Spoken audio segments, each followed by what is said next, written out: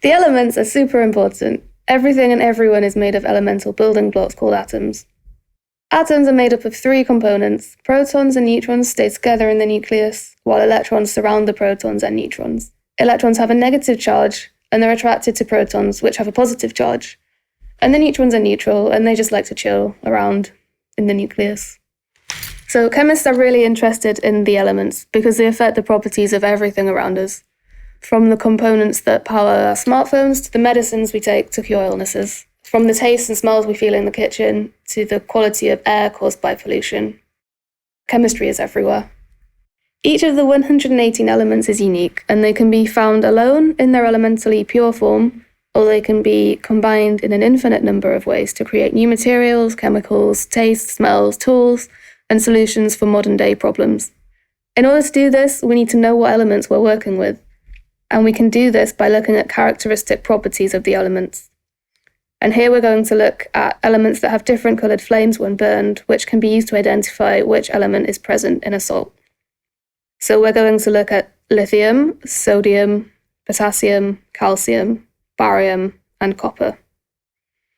Lithium has a red flame, sodium has a yellow flame, potassium has a violet-pink flame, barium has a green flame, calcium has a red flame, and copper has a green-blue flame. So why do we see these different coloured flames?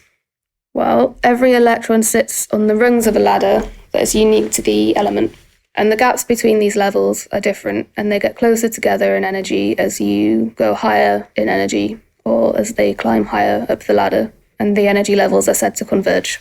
The electrons start in what is known as a ground state, where it's the happiest.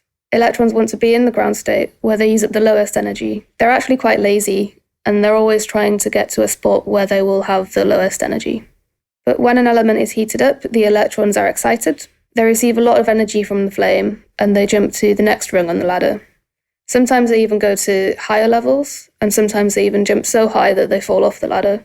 Electrons can be excited in many ways, mostly by heat or light, but they always stand on a specific rung of the ladder. Their energy is quantized. They never occupy space between the rungs on the ladder. Electrons really don't like being excited, and they prefer to drop down to their low-energy ground state. When this happens, they give their energy away in the form of light. They emit a photon. The colour of light depends on the difference in energy between the ground state and the excited state. If the energy difference is high, they might emit electromagnetic radiation that is high in energy, so they might emit blue light. And if the energy difference is low, then they may emit electromagnetic radiation that is low in energy, red light. Each element emits different wavelengths of radiation when they are heated in a flame. They produce something called an atomic emission spectrum, which is a kind of fingerprint that lets chemists know what elements are present in their compounds. If we know what elements are present, we can make a pretty good prediction of the material's properties and behaviours, and this will help us to put them to good use or to identify and solve important problems. And there are, of course, other uses for the coloured flames. The principle is used in fireworks to make the beautifully coloured displays that we see on New Year's Eve and during other celebrations. And they are also used by astronomers to find out what elements are present in faraway stars or nebulae. And this can help to establish how old a distant star actually is. So here we have two unknown salts. Based on the flame colour, what do you think they contain?